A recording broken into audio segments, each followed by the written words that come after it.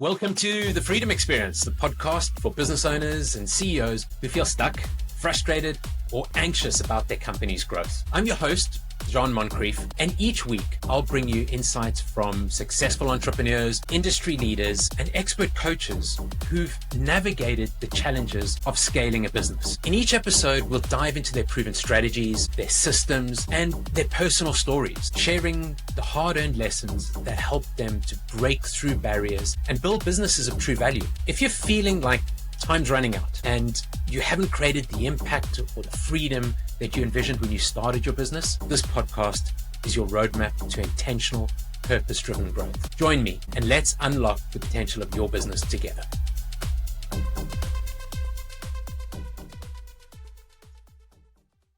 Hey, welcome to this week's edition of The Freedom Experience. It's part 2 of a special Freedom Experience year-end review.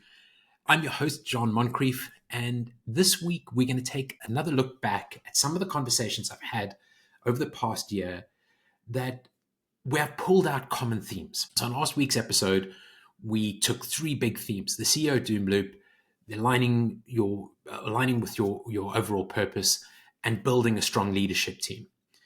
And this week, I want to look at another 3 key things. These are common things that came out of my discussions with guests, and my guests come from all different kind of range of industries, from different geographies and from different experiences. But one of the things that a lot of them have got in common is that they've built and sold businesses for substantial amounts of money. Others are coaches, others are thought leaders. But there were 3 other big things that came out, and those 3 things: people, focus, and long-term thinking. The reason for doing these 2 roundup podcasts is as you go into the new year, as you're thinking about your strategy for the new year, how you're going to execute, these are the common themes that came out of the discussions I had. And I think they're really important to setting you up for success this year. So if you haven't listened to the episode from last week, go back. It's all about escaping the CEO doom loop, that feeling where you're caught up in the weeds, where you're parachuting in as the CEO to try and fix everything, and you've got those thoughts that are going through your head like, I might as well just do this myself, and how you could get caught up in this and ultimately it ends up kind of going very badly for the business. So how you escape that CEO doom loop, how to align your purpose with what you're doing right now in your business, and the importance of building a really strong leadership team and how that's going to help you going forward.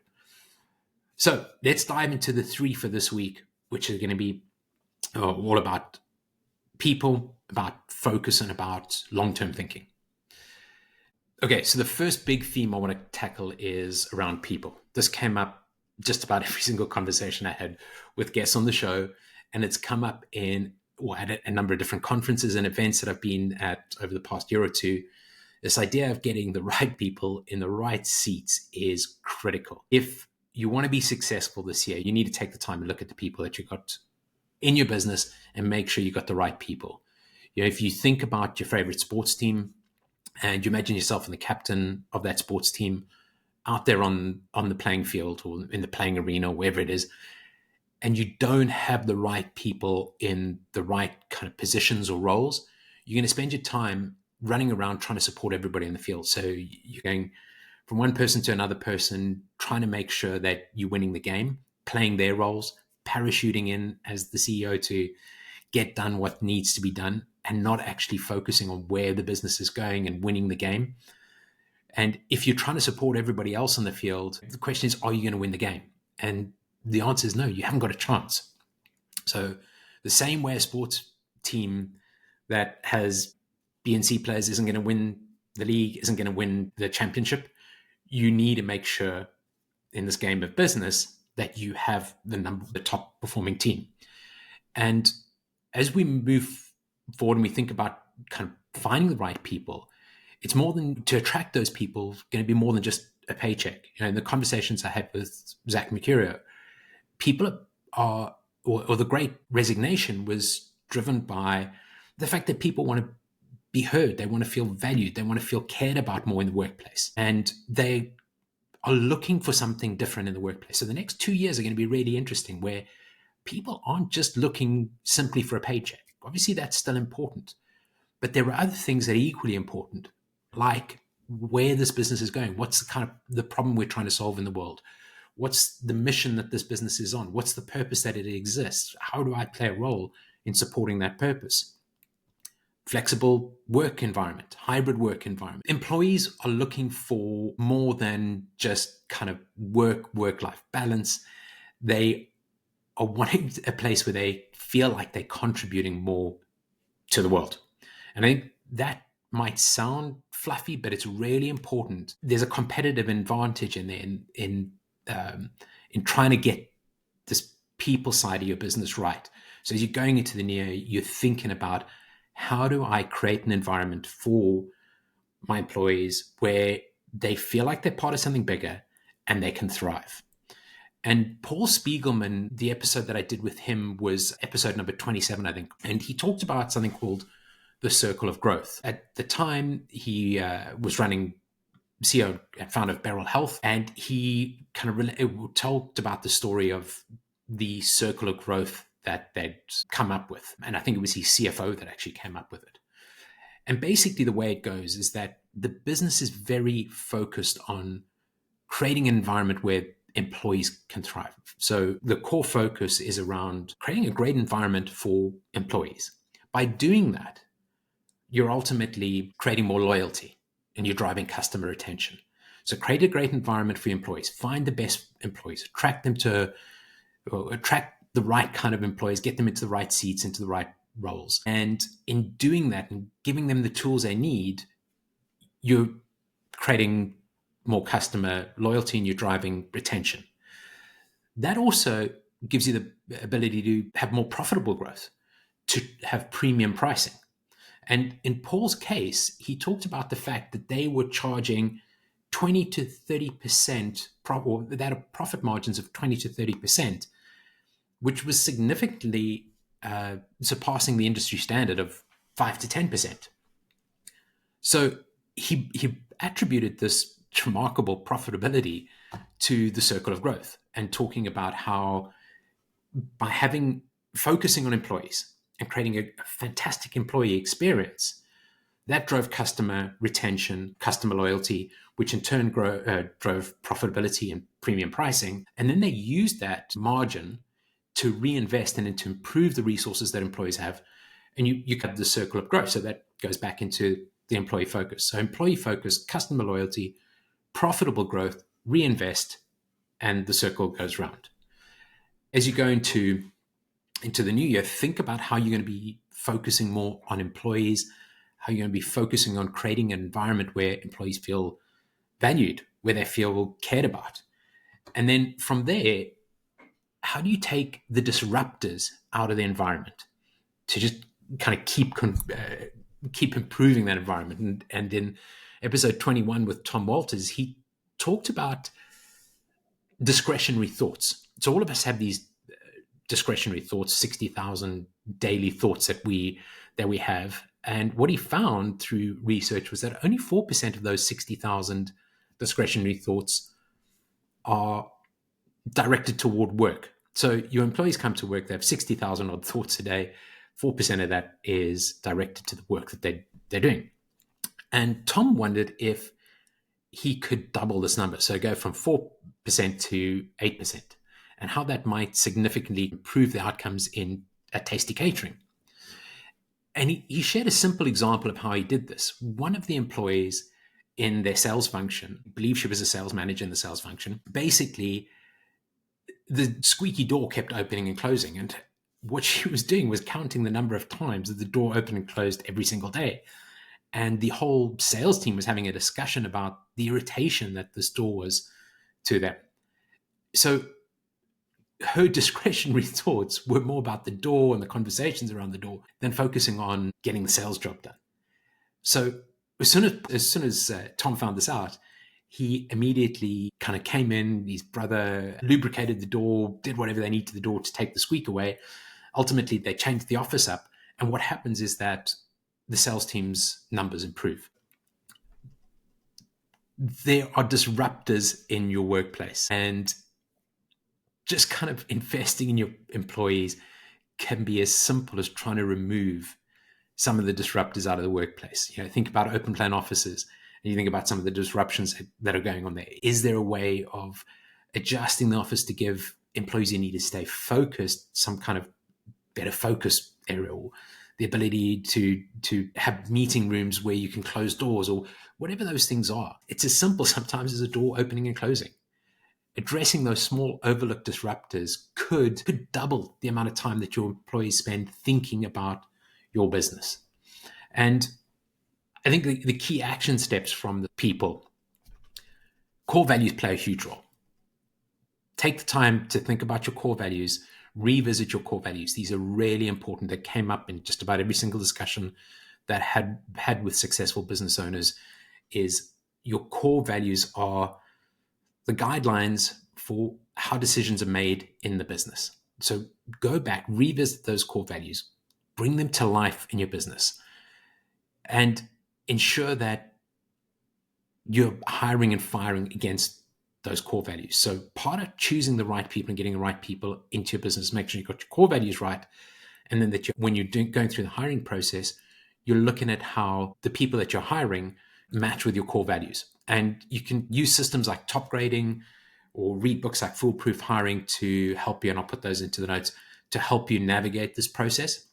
If you need some help with core values, we've got a short course on putting together core values. I'll put that into the notes as well.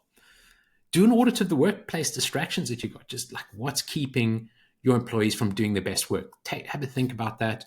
Their background noises, squeaky doors, simple things that you can just kind of, have they got the best tools, the right laptops, access to the software that they need? Have they got what they need to do to get the job done, that they're not spending their time thinking about how to get the job done all the time? And then maybe just think about one way to improve employee autonomy or engagement this quarter. Just one thing that you can do to improve employee engagement this quarter. The second thing is the power of focus. So this came up in so many different conversations, both on the podcast and outside the podcast. Focus, focus, focus. I spoke to Shannon Cisco in episode 23. She's founder of Metronomics, but she also scaled 2 businesses in the space of 6 years and exited those businesses for life-changing amounts of money. One of the things that Shannon drummed on about on the show was focus, focus, focus. She drove home the importance of staying focused. And we entrepreneurs have this tendency to pursue shiny object syndrome, and go after the latest trend in marketing, or try and keep up with the competition, or just kind of being all over the place where we see an opportunity to make more revenue, an opportunity to do a new piece of business, an opportunity to start a new business. So there's all these shiny objects all the time that kind of grab our attention.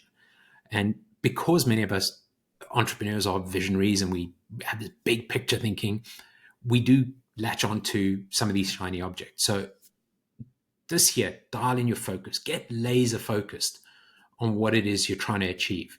When going back to last week, we talked about aligning with your priorities with your overall big vision. So important that you stay focused on what you're trying to achieve. And that means saying no. The biggest thing is being able to say no to those opportunities that come along. We had the opportunity to spend some time with Dr. Benjamin Hardy, who wrote the book 10 Times is Easier Than 2 Times this year, co-authored with Dan Sullivan. And he's about to release a book called Rapid Transformation. And Dr. Hardy talked about this idea that it's easier to 10 times your business than it is to 2 times your business. And the key thing here is that when you're trying to 2 times a business, there's a whole lot of different ways to get there. So you've got maybe 100 different ways that you could 2 times your business, maybe 200, 500, whatever it is. But to get to 10 times your business, there's maybe a handful of ways, maybe 2 or 3 ways. And to me, this almost ties back to the 2 or 3 priorities that you should have. What are the 2 or 3 things I've absolutely got to get done to get to wherever I'm going? So what Dr. Hardy suggests is that we kind of think of it this way. Think of raising the floor. So if you imagine you've got these 100 possible things you could do to 2 times your business. If you think about 10 times in your business, what are the 2 or 3 things you've got to do? So you're kind of raising that floor up. And as you raise that floor up, everything that's below the floor you're saying no to, and the 2 or 3 things that are above, are the things that you're saying yes to. So as you're doing your putting together your strategy for this year, think about the 2 to 3 things that are going to have the biggest impact on your business, the things that you absolutely need to focus on getting done, and get into the habit of saying no to everything else. So action steps here. Identify your 3 to 5 top priorities for 2025. Share them with your team, work on them with your team, figure them out with your team. Make sure they all line up with the purpose of your business, your long-term goal. I'm going to talk about long-term goals or long-term thinking in the next on the next point. Look at your current initiatives. Look at what you're working on at the moment and eliminate anything that doesn't directly support those long-term priorities. So if you're trying to double the revenue of your business for the year, what are the 2 or 3 things that are going to get you there? What are the top priorities that you've got to work on this year to get you to where you need to go? What are the things you've got to work on this quarter, and how do they line up with those top priorities? And then you're saying no to everything else that comes along the way.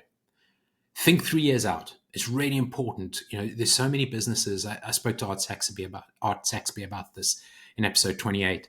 There's so many businesses that are really good at what they do internally. They've got their systems and processes really well dialed in internally, but they are very bad at looking at what's going on in the market around them, at the market dynamics.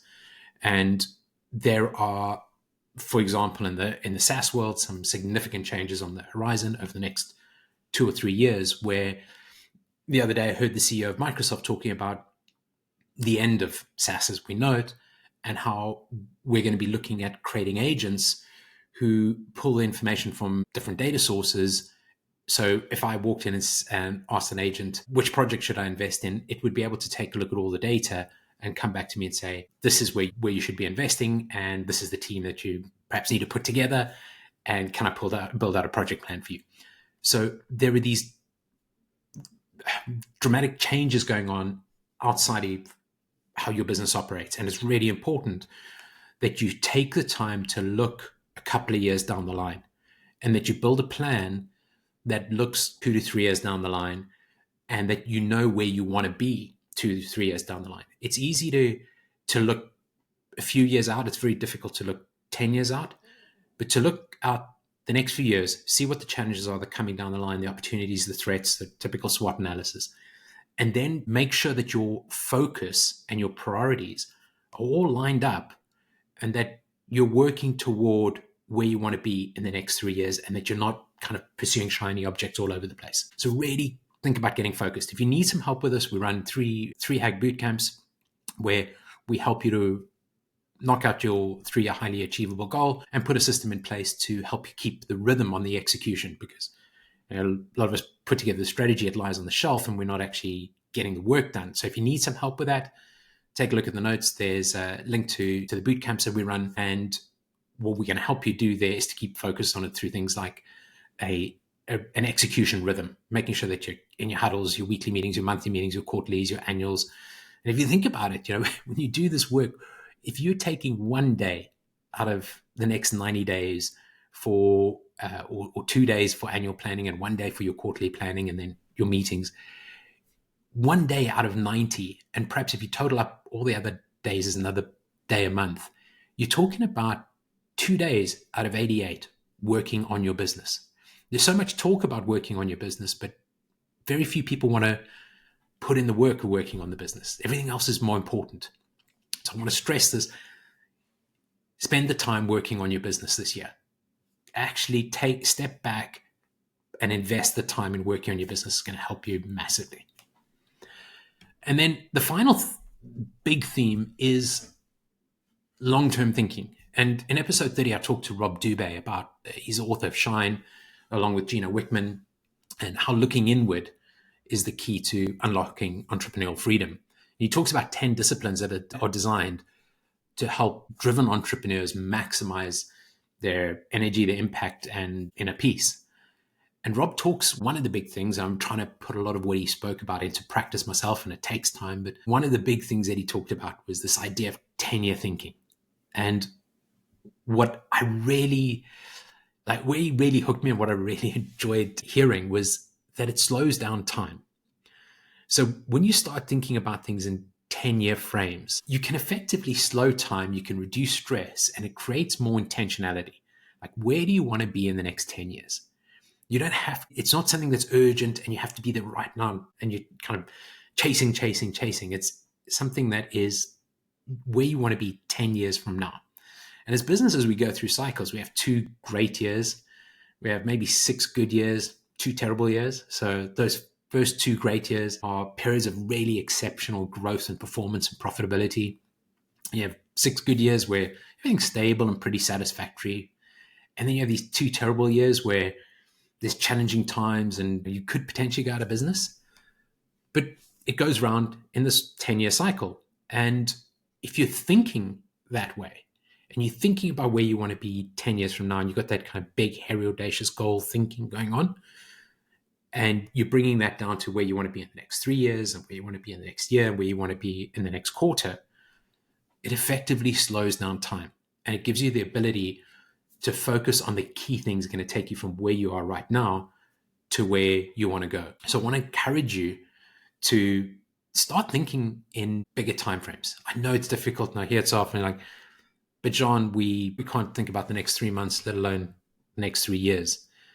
When you think about the next 10 years, when you think about things in terms of the next 3 years, you effectively are slowing down time, you're reducing stress, and you're giving yourself the ability to really be intentional about what you're creating or what you're doing. All right, so action steps for this. Block out some time to write down and refine your 10-year vision. Just think about where you want to be in the next 10 years, where you want your business to be. Get more intentional about that. It's really important that you think about what success looks like in both your life and your business 10 years from now. And then you can start thinking about where you want to be in the next 3 years, where you want to be in the next year, and get everything lined up. Really important that you're more intentional about that. Identify how this vision informs what your goals are for 2025, for this year, and how all your priorities are going to line up accordingly. You know, going back to that focus, that saying no. Where do you want to be 10 years from now? Where do you want to be at the end of this year? Where do you want to be at the end of this quarter?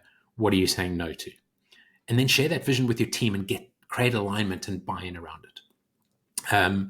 Next week, we'll be releasing a tool that you can use, which is a 1-page personal plan, and there'll be a short training with that. So that link will be on the website soon, and encourage you to just kind of go through that and put your 1-page personal plan together. So people, focus, and 10-year thinking. These ideas may sound kind of simple or a bit sort of fluffy, but getting the right people, having that high-performing team is critical.